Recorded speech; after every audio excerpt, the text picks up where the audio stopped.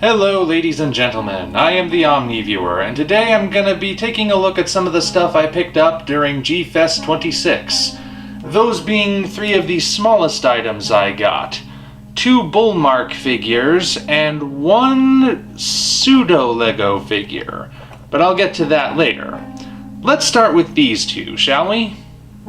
Now what we have here are a pair of Bullmark figures. You can tell because they each have a little logo on the bottom of their feet, shaped kind of vaguely like a bull. It's hard to tell, but it's definitely there. And these 2 in particular are Varan and Gorosaurus. And in fact, these are the first Varan and Gorosaurus figures I have ever acquired. Both of them were $3 when I got them at G-Fest, straight from Japan. So, quite interesting for my very first renditions of these guys because they are highly stylized, far from X Plus quality or even Bandai quality, although to date, Bandai still hasn't made a Varan figure.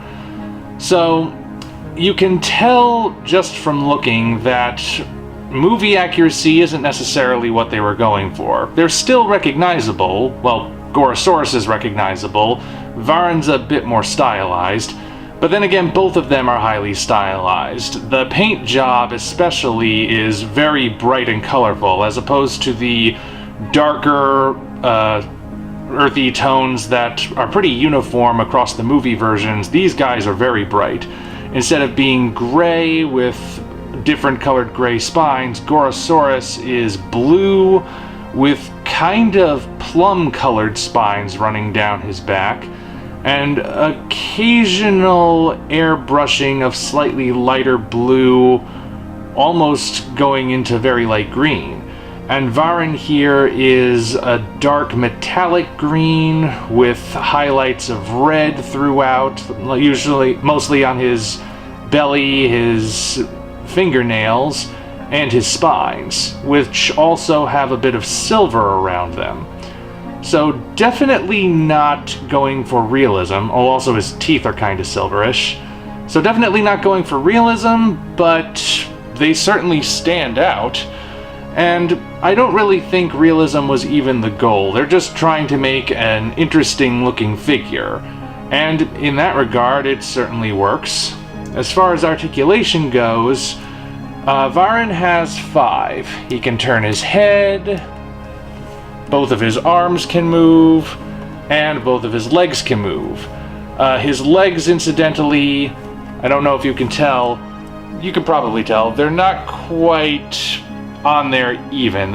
He doesn't stand flat on his feet, but he's still pretty well balanced. In fact, he doesn't even need to rest on his tail in order to stand upright.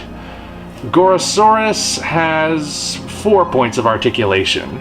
He can turn his head, he can turn his tail, which was actually detached when he was in the bag, and he can move his legs.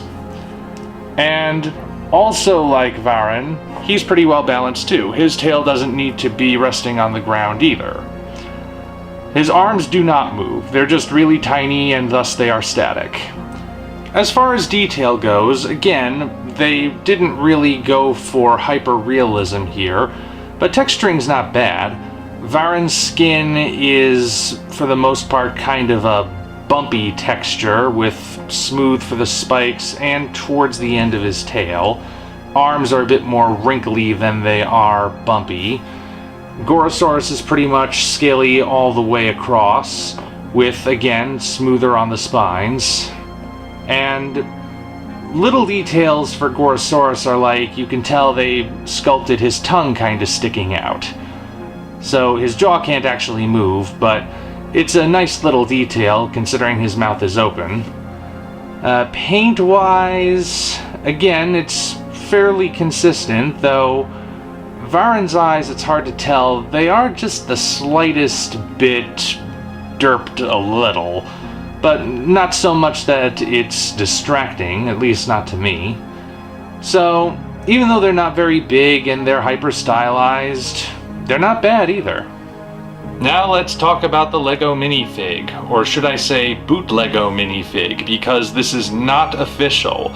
You can tell that even though it uses the same basic sculpt as Lego stuff, it uses Lego mechanics certainly, this is not an officially licensed Lego minifig. In fact, again, it's hard to tell, but the base, you know how the pegs on a Lego set, they always have Lego printed on top of them? Not on this thing. Completely smooth. This is not official Lego. Lego does not have a Godzilla license, unfortunately. So these are sort of custom-made, unlicensed things. But again, as you can see, this is the typical Lego minifigure sculpt, with the hands and the arms and the legs and everything. Painted with details meant to evoke Godzilla. The primary draw is this particular custom piece of the head, which, let's zoom in a little. Focus, focus. Well, it's not gonna focus. But, yeah, this is the part that makes it Godzilla. It's the part that fits over the head, comprising, well, the head, a little bit of the chest, the dorsal fins, and the tail. Fits over the neck peg like so. And you have a Lego Godzilla minifig. Without the base, the tail would rest on the ground, and it would be nice and balanced there. Obviously, I think this is meant to evoke the 2014 Godzilla design, based on the shape of the head and the spines, which, not bad choice, you know. It's not a generic Godzilla, certainly, but it's a distinctive Godzilla. And the way things are sculpted does make it look like we have a smooth transition from the head into the body. It's not one of those Lego figures where they have such a differently shaped head that it almost looks top-heavy. This is a bit more smooth for the creature that's trying to be.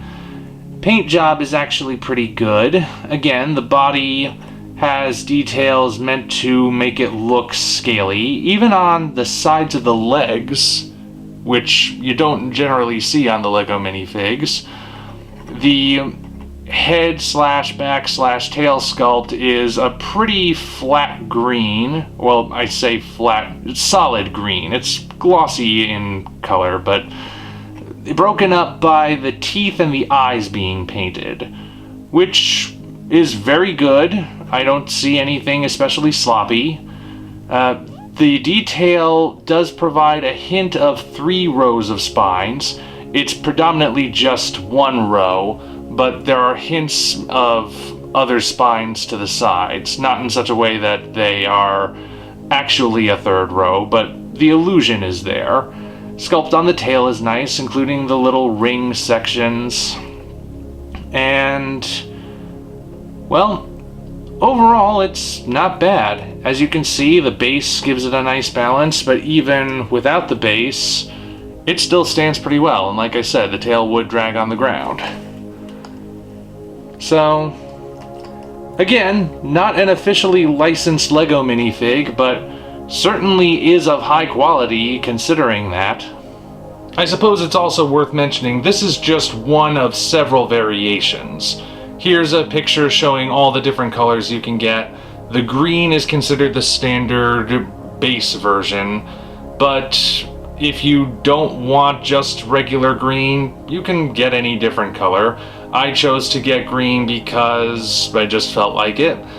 But, you know, there are options. So there you have it. There's a little hint of some of the swag I got at G-Fest, and you'll be seeing these again. These two especially, because I have some plans. You'll see. I don't want to give anything away. But even so, I think this is some pretty neat stuff. So, there you have it. Until such time as we meet again, this is the OmniViewer signing off. If you enjoyed this video, be sure to like it as well as subscribe to the channel for more content of a similar nature.